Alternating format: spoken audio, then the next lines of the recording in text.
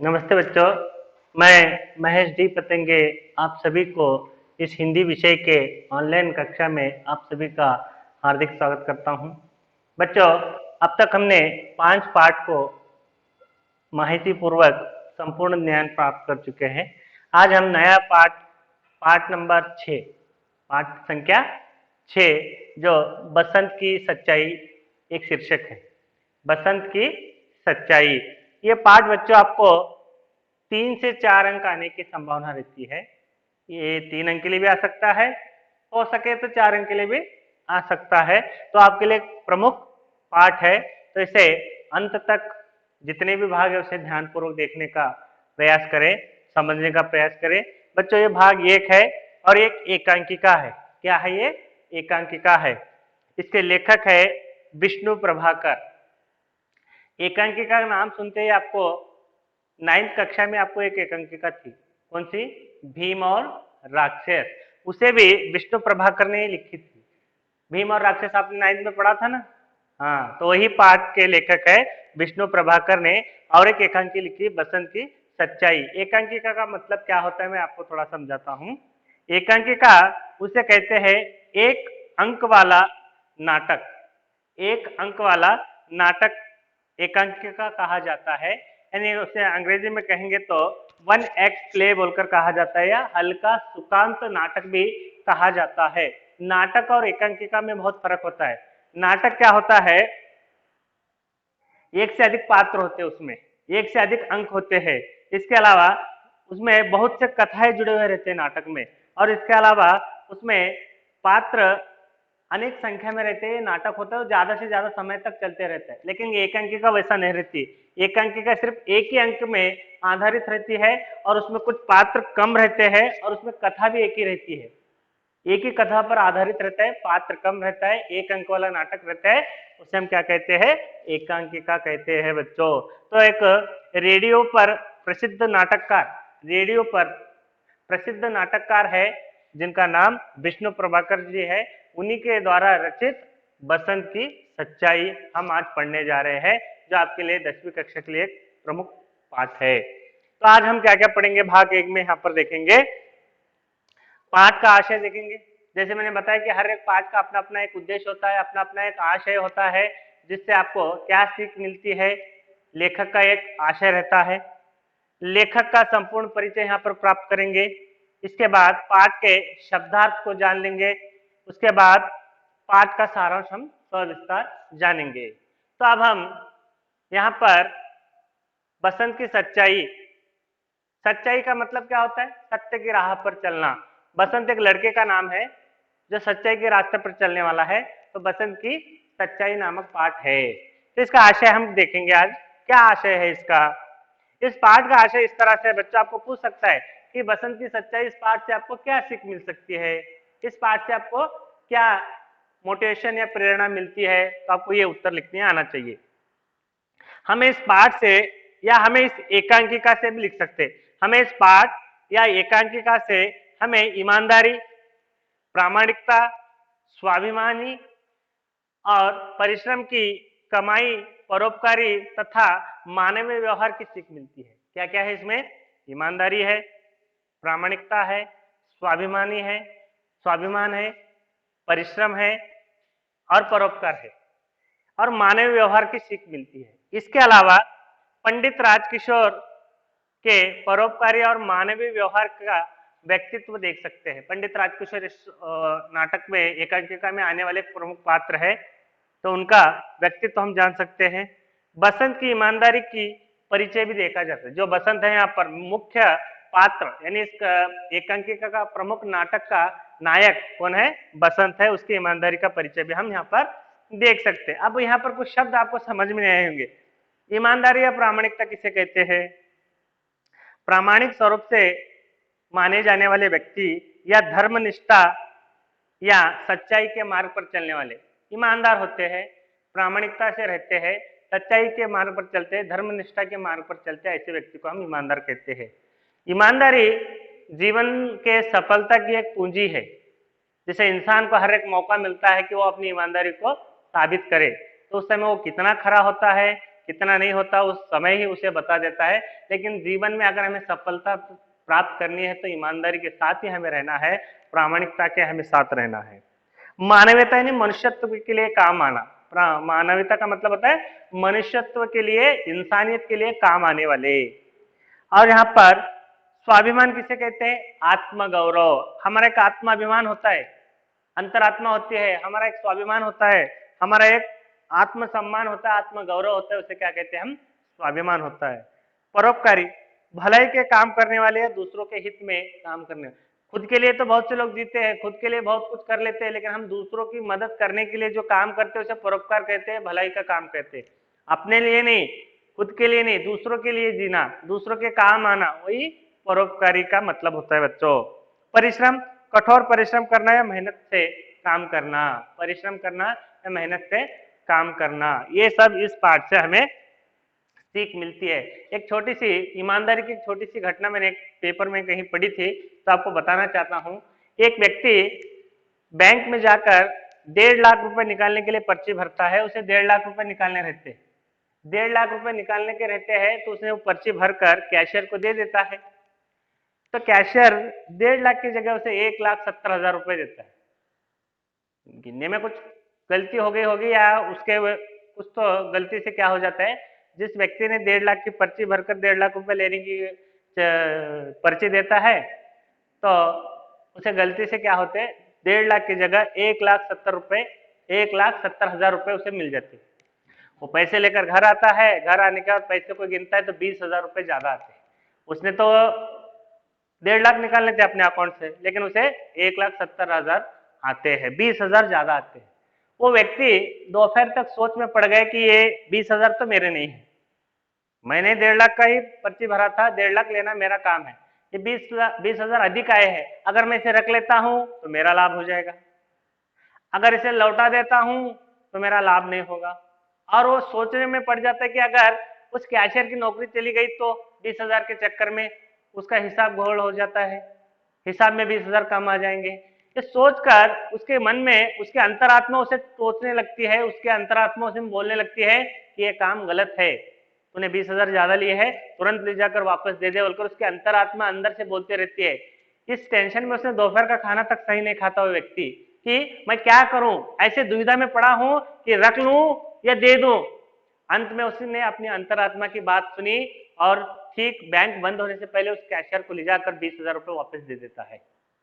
वो कैशियर 20,000 वापस आने के बाद खुशी के मारे, उसके नौकरी जाने की संभावना रहती थी, उसको बहुत खुशी हो जाती कि मेरे गलती से गए हुए 20,000 वापस आ गए। और उसने तुरंत अपने पॉकेट में से 500 रुपए का नोट निकालकर उस व्यक्ति को बोलता है, आपने मुझे 20,000 रुपए ईमानदारी के साथ वापस ला कर दिए हैं, आप एक प्रामाणिक व्यक्ति है, ये मेरे तरफ से आपके बच्चों के घर पर मिठाई ले जाइए बोलकर देता है। लेकिन वो इंसान बोलता है, मैं आपके 500 रुपए मिठाई लेने से आपको मैं मिठाई देना चाहता हूं, क्योंकि मेरी अंतरात्मा को आज मैंने परीक्षा की कि मुझे 20,000 रखना चाहिए या नहीं रखना चाहिए, उस पर मुझे ईमानदारी का फल आज मिला है, मुझे, मैं प्रामाणिक बनने का प्रयत्न कर चुका हूं, आज के बाद मुझे ऐसा दुविधा नहीं आएगा। तो लालच बुरी बला होती है, तो इंसान के अंतरात्मा एक बार बोलती है हाँ आपने गलत किया है, तो सच्चाई पर चलना भी एक ईमानदारी, प्रामाणिकता की बात होती है, सभी के लिए काम में नहीं आती। कुछ कम लोग होते हैं जो ईमानदार प्रामाणिक होते हैं, जो बसंत के जैसे लड़के होते हैं। तो हमें इस पाठ से यही सीख मिलती है कि हमें ईमानदार रहना चाहिए, जीवन में प्रामाणिकता से रहना चाहिए, स्वाभिमान आत्मगौरव से रहना चाहिए, और हमारे खुद के परिश्रम से परोपकारी के काम करने चाहिए, और मानवीय व्यवहार की सीख मिलने वाली पाठ मेरा ये बसंत की सच्चाई। राजकिशोर भी परोपकारी व्यक्ति रहते हैं, उनके मानवीय व्यक्तित्व का परिचय और ईमानदारी का स्वरूप बसंत के परिचय मिलते हैं। बसंत का पात्र देखकर बच्चे ईमानदारी व प्रामाणिकता के साथ जीने की सीख मिलती है। इससे स्वाभिमान, मानवता भावनाओं को सुंदर चित्रण किया गया है। स्वाभिमान, मानवता, ईमानदारी का एक सुंदर चित्रण इस एकांकिका में किया है। अगर इस एकांकिका को पढ़कर या सुनकर आदमी, व्यक्ति ईमानदार बनने का प्रयत्न जरूर करेगा। यहाँ पर एक आदर्श व्यक्तित्व बनाने के लिए ये सभी गुण एक व्यक्ति में रहना बहुत जरूरी है। तो उसके सफलता की पूंजी उसकी सच्चाई, ईमानदारी, प्रामाणिकता एक न एक दिन जरूर काम आएगी बच्चों, आज नहीं तो नहीं, कल तो ये आपके जीवन में काम आएगी।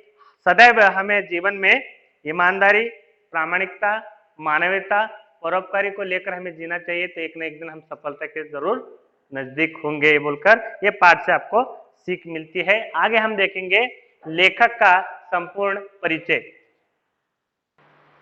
अच्छा, पाठ 6 बसंत की सच्चाई। इस एकांकिका के लेखक है विष्णु प्रभाकर।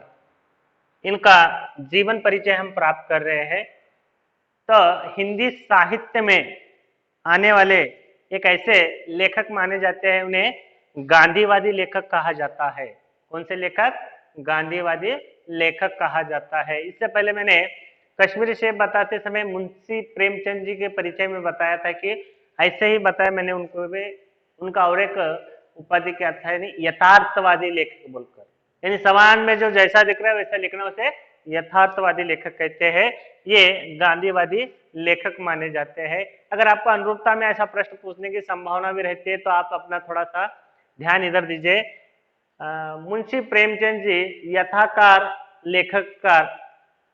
यथार्थ लेखककार आएंगे, तो विष्णु प्रभाकर डैश बोलकर देंगे तो आप क्या लिखेंगे? गांधीवादी लेखक बोलकर लिख सकते हैं। तो ये आने की संभावना रहती है, आप समझना जरूरी है। मानव के जीवन का यथार्थ चित्रण करने वाले लेखकों में विष्णु प्रभाकर जी का महत्वपूर्ण स्थान है। मानव के यथार्थ जीवन, यानी गरीब परिवार में, गरीब समाज में जन्मे व्यक्तियों के जीवन का यथार्थ दृश्य प्रकट करने वाले, एकांकिका का निर्माण करने वाले रेडियो नाटककार विष्णु प्रभाकर जी है।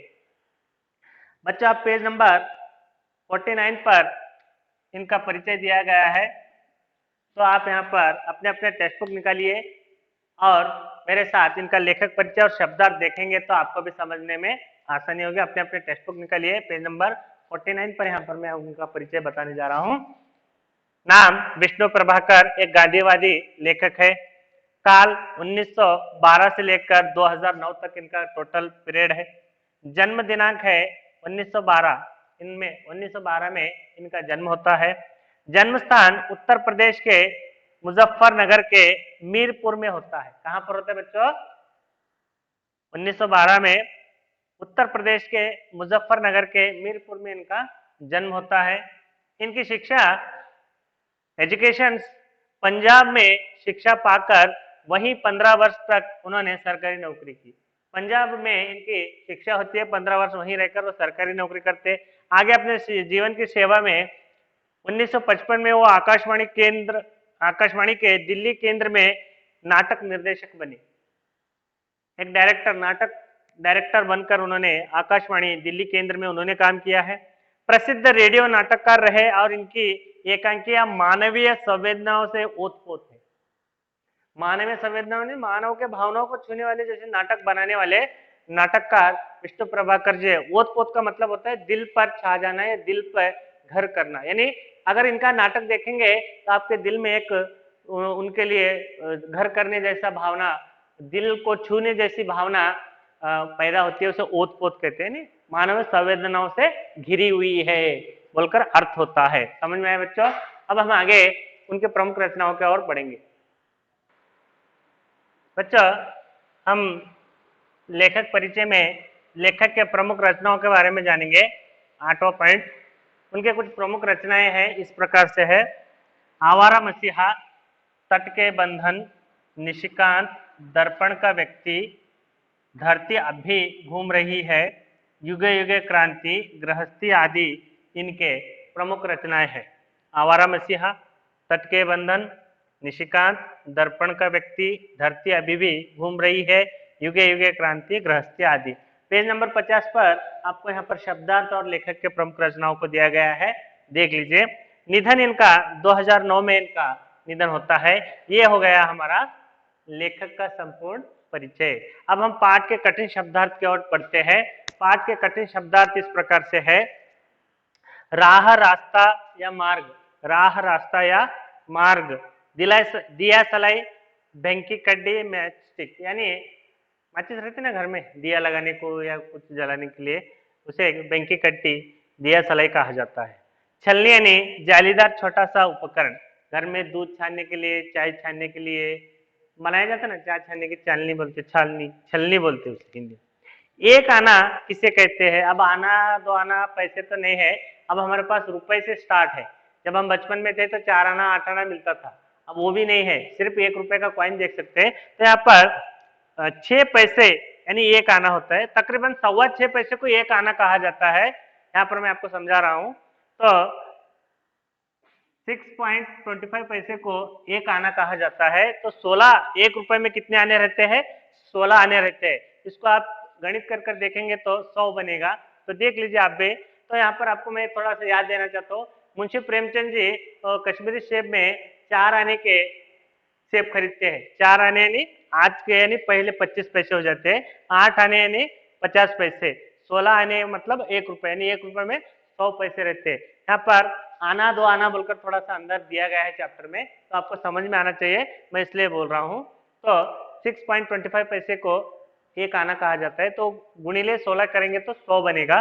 तो यहाँ पर 16 आने को 1 रुपए कहा जाता है। 4 आने यानी 25 पैसे, छोटा सा कॉइन रहता है। 8 आना यानी उससे डबल 8 आना, उसके बाद 1 रुपए का कॉइन आता है। तो इस प्रकार से देख लीजिए, आपको समझने के लिए मैंने बनाया है। रुआसा यानी रोने जैसा, रुआसा यानी रोने जैसा। बच्चा शब्दार्थ में हम आगे देखेंगे। अहिर का मतलब होता है ग्वाला, दूध बेचने वाले रहते ना, दूध बेचने वाले, गाय गाय चराने वाले या दूध बेचने वाले उन्हें ग्वाला कहते हैं। ओट बिछाना यानी दर्द सहन करना, दर्द सहन करना। जैसे हम डॉक्टर हमें इंजेक्शन देते हैं, दर्द होते तो हम उसे सहन कैसे कर लेते हैं ना, वैसे दर्द को सहन करना। फेरी वाले, घूम फिर कर सामान बेचने वाले व्यापारी। अब छोटे मोटे व्यापारी रहते, एक बंडी पर हो या अपने हाथों में हो, ऐसा सामान लेकर या टोकरी में हो लेकर घर घर आवाज लगाते हुए फेरी करते हैं ना, सामान ले लो बोलकर, उन्हें क्या कहते हैं? फेरी वाले कहते हैं। छोटा सा बिजनेस रहते हैं उनका, छोटे व्यापारी रहते हैं। भुना लाना यानी बड़े सिक्के का चिल्लर या छोटे के छुट्टे के रूप में बदलना, यानी नोट 100 का नोट रहा तो उसे चिल्लर कर कर लाना, 10-10 के चिल्लर या 50-50 के चिल्लर करना, तो उसे भुला लाना बोलते हैं, हम उसे चिल्लर करना बोलते हैं। ओसार का मतलब बरामदा या घर के सामने का भाग। आप गिल्लू चैप्टर में अपने पढ़ा था, बरामदा यानी घर के सामने का कंपाउंड। शक्ल यानी स्वरूप या आकृति, शक्ल स्वरूप आकृति।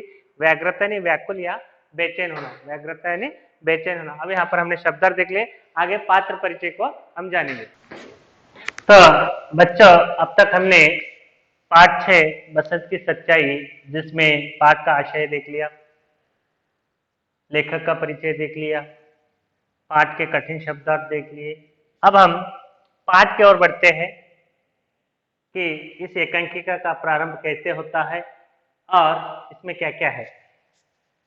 सबसे पहले हम यहाँ पर इस एकांकिका में आने वाले पात्रों का परिचय कर लेंगे। पात्र परिचय इस प्रकार है बच्चों, एक बार आप पात्र परिचय समझ लेंगे तो ही आप इस एकांकिका को या इस पाठ को समझ सकते हैं। पात्र परिचय जब तक आपके समझ में नहीं आएंगे, पाठ आपको समझ में नहीं आ सकता। तो बसंत नामक एक लड़का है, उसका परिचय क्या दे रहे? एक गरीब शरणार्थी लड़का। बसंत एक गरीब शरणार्थी लड़का। अब शरणार्थी किसे कहते हैं? किसी की शरण में, शरण या आश्रय में रहने वाला व्यक्ति, किसी के आश्रय में रहने वाला, किसी के घर में रहने वाला शरणार्थी, शरण में आने वाला, किसी के शरण या आश्रय में रहने वाला व्यक्ति कौन था? बालक बसंत था, एक गरीब शरणार्थी लड़का। समझ में आया बच्चों? एक पात्र का, प्रमुख पात्र है, इस एकांकिका का नायक है, हीरो है। प्रताप, प्रताप कौन है?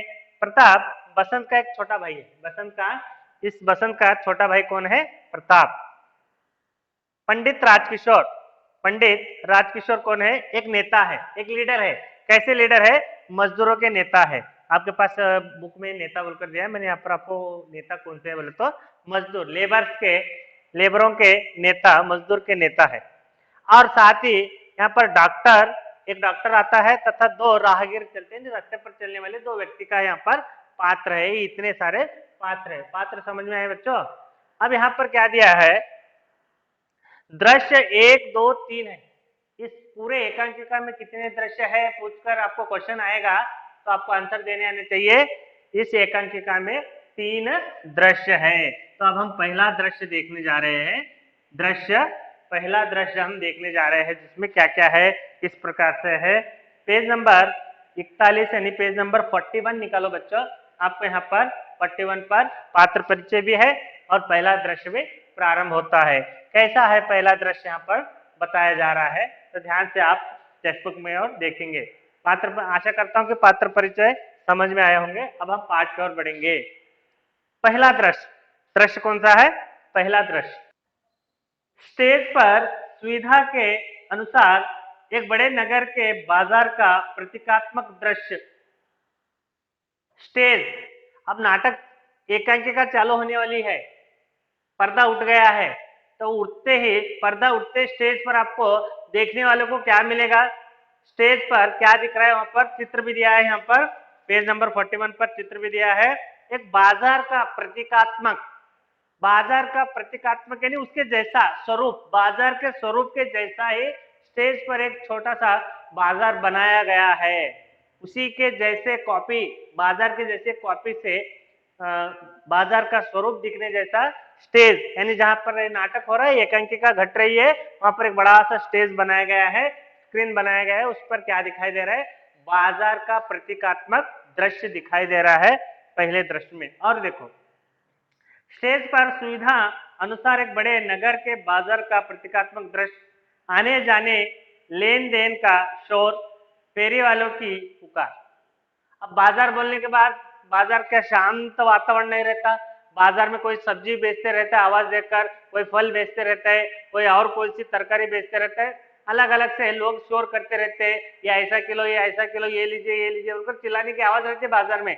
बाजार यानी समूह से भरा हुआ रहता है, लोग आते जाते रहते हैं, खरीदी करते रहते हैं, बेचते रहते हैं, बातचीत करते रहते हैं, बाजार में बहुत से लोग इकट्ठे रहते हैं। तो स्टेज पर एक प्रतीकात्मक बाजार का दृश्य बनाया हुआ है, जहां लोग आते और जाते नजर आ रहे हैं और खरीदारी और बेचते हुए दिखाई दे रहे हैं स्टेज पर। और क्या है देखो, और फेरी वालों का शोर है, वहां पर आवाज आ रहे हैं फेरी वालों के। मैंने बताया इन छोटे छोटे सामानों को छोटे छोटे व्यापारी ठेला भंडी पर या सर पर या हाथों में लेकर आवाज फेरी देते हुए, आवाज करते हुए यहाँ पर शोर आ रहा है। उन्हीं के बीच में एक लड़का नंगे पैर, फटे कपड़े पहने, हाथ में सामान संभाले भागता हुआ आता है।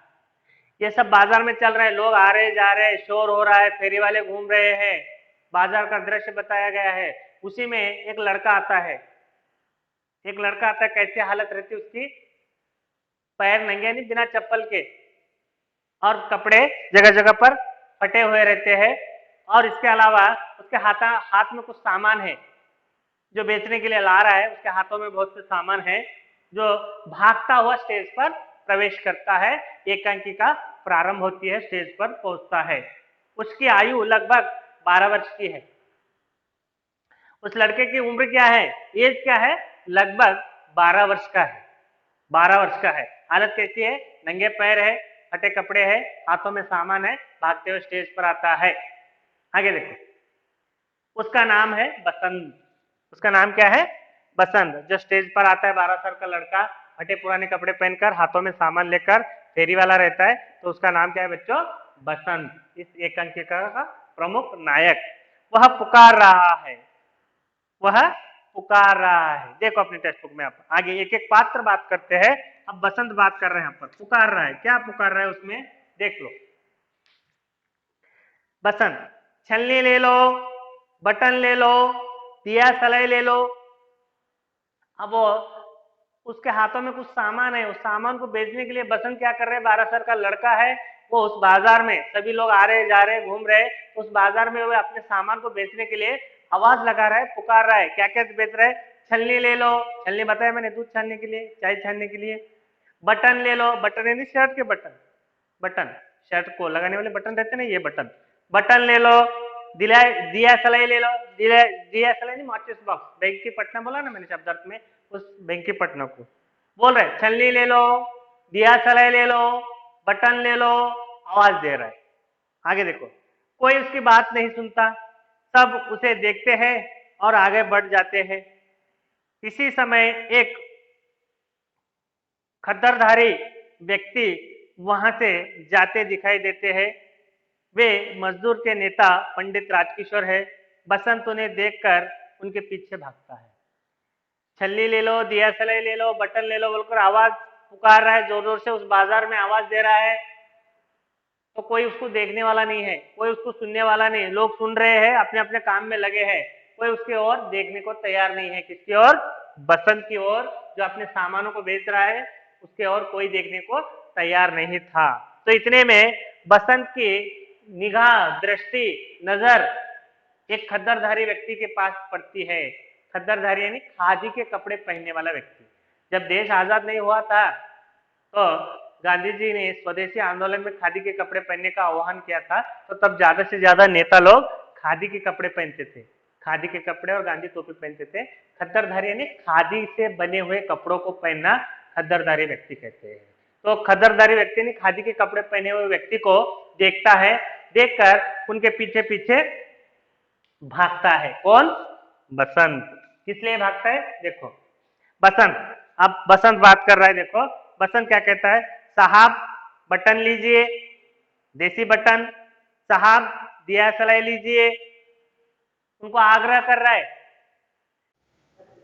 बच्चा यहाँ पर प्रत्येक व्यापारी छोटा हो या बड़ा हो, उसके पास एक ग्राहक को आकर्षण करने के गुण रहते हैं। जैसे कि ये चीज अच्छी है, इसको ले लीजिए, लेकर आप बहुत खुश होंगे। जैसे कश्मीरी सेब में मुंशी प्रेमचंद जी को उस पंजाबी मेवा फरोश दुकानदार ने कहा कि सेब ले जाइए बाबूजी, बड़े मजेदार है, खास कश्मीर से आए हैं, खाकर तबीयत खुश हो जाएंगी। लेकिन उसने उन्हें सड़े सेब दिए। लेकिन यहाँ बसंत ऐसा कुछ धोखेबाजी का काम नहीं कर रहा, लेकिन पंडित राजकिशोर को अपनी सभी चीजों का परिचय देते हुए बोल रहा है कि साहब ये लीजिए, साहब दिया सलाई लीजिए, साहब बटन लीजिए, साहब छल्ली लीजिए। तो वहां पर वो एक एक वस्तु का परिचय वहां पर दे रहा है। ये एक व्यापारी के गुण होते हैं, जो अपने वस्तुओं का परिचय देना। तो यहाँ पर बोल रहे हो साहब दिया सलाई लीजिए, साहब बटन लीजिए, बोल रहे हैं यहाँ पर। लेकिन बसंत बटन, राजकिशोर नहीं, बसंत दिया सलाई लीजिए, राजकिशोर नहीं नहीं। बसंत अब विनम्र स्वर में कह रहा है। बसंत क्या कह रहा है? एक आदर भाव के स्वर में कह रहा है, साहब एक छलनी ले लीजिए, सिर्फ 2 आना कीमत है। तो यहाँ पर मैंने आने का कीमत का, आने का हिसाब मैंने आपको बता दिया है। तो वो आने के हिसाब से 2 आने बोल रहे, 2 आने यानी 6.25 पैसे यानी कितने होते हैं? 12.5 पैसे होते हैं। तो 2 आने कीमत 12.5 पैसे होते हैं। आना यानी 2 आना, 2 आना कीमत है साहब, छलनी ले लीजिए बोल रहा है राजकिशोर। पर भाई मुझे नहीं चाहिए, तो कैसे ले लूं? राजकिशोर बोल रहे चीजों की जरूरत ही नहीं मुझे, न छलनी की जरूरत है, न दिया सलाई की जरूरत है, न मैच बॉक्स की जरूरत है, ये चीज मैं कैसे ले लूं? बसंत अच्छा आप 6 पैसे, अच्छा आप 6 पैसे और गुजारिश कर रहे हैं। 6 पैसे नहीं, 1 आना बोल रहे। राजकिशोर ओहो कह दिया मुझे कुछ नहीं चाहिए। बसंत रुआ सा, चेहरा रोने जैसा कर कर, छोटे बच्चे रोने को जैसा चेहरा करते ना वैसा। साहब सवेरे से अब तक कुछ नहीं बिका, आपसे आशा थी, साहब एक तो ले लीजिए।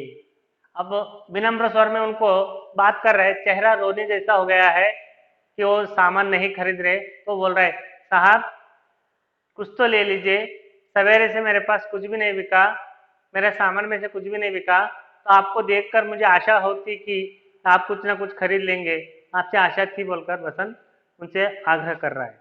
राजकिशोर जेब से 2 पैसे निकालते हुए, तुम तो अच्छा, तुम्हें पैसे चाहिए, लो ये 2 पैसे, लो लो और जाओ। राजकिशोर बोल रहे अब ये बच्चा मानने वाला नहीं है, इससे सामान तो लेना नहीं है, 2 पैसे जेब से निकाल कर देते हैं। देखो आगे क्या होता है। बसंत एकदम नहीं साहब नहीं, मैं पैसे नहीं लूंगा। बसंत बोलता है 2 पैसे देते हैं बस राजकिशोर, तो बसंत बोलता है नहीं पैसे नहीं साहब नहीं, मैं पैसे नहीं लूंगा। तो यहाँ पर बच्चों आज इस पाठ को यहीं पर स्टॉप करेंगे।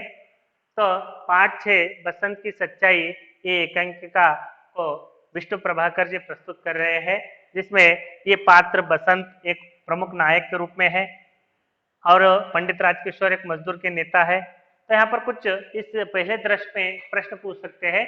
कैसे प्रश्न आपको आ सकते हैं तो थोड़ा सा बताऊंगा मैं। पहला प्रश्न आपको ऐसा आ सकता है कि बसंत की सच्चाई इस एकांकिका का पहला दृश्य कहाँ पर घटता है या कहाँ पर होता है? तो उत्तर आपका आना चाहिए बसंत की सच्चाई। इस एकांक का पहला दृश्य एक बड़े बाजार में, एक नगर के बड़े बाजार में घटता है।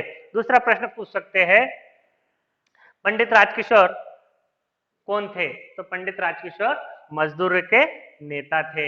और आपको प्रश्न पूछ सकता है कि बसंत क्या क्या बेचता है? तो उत्तर आपको देने आना चाहिए कि बसंत दिया सलाई, छलनी और देसी बटन बेचता था। ये उत्तर आना चाहिए। और आपको और एक प्रश्न पूछ सकता है, छलनी का दाम क्या था? तो छलनी का दाम 2 आना था बोलकर आपको लिखने में आना चाहिए। प्रश्न ये भी पूछ सकता है कि प्रताप कौन है? प्रताप बसंत का छोटा भाई है। इस प्रकार से कुछ प्रश्न आ सकते हैं, तो लिखने में आप सक्षम रहेंगे। तो आशा करता हूं ये 3 और 4 अंक के लिए आने वाला ये पार्ट बहुत ही प्रमुख है, ये आपको समझ में आया होगा। अगले भाग में हम इसका और ऊपर अगला पार्ट पूर्ण करेंगे। तो आपको जो भी प्रश्न है, जो भी डाउट है, मुझे बेझिझक फोन कर पूछ सकते हैं। मैं उत्तर देने का प्रयत्न अवश्य करूंगा। आज के लिए इतना ही बस, फिर अगले भाग में फिर उपस्थित होंगे। धन्यवाद, नमस्ते।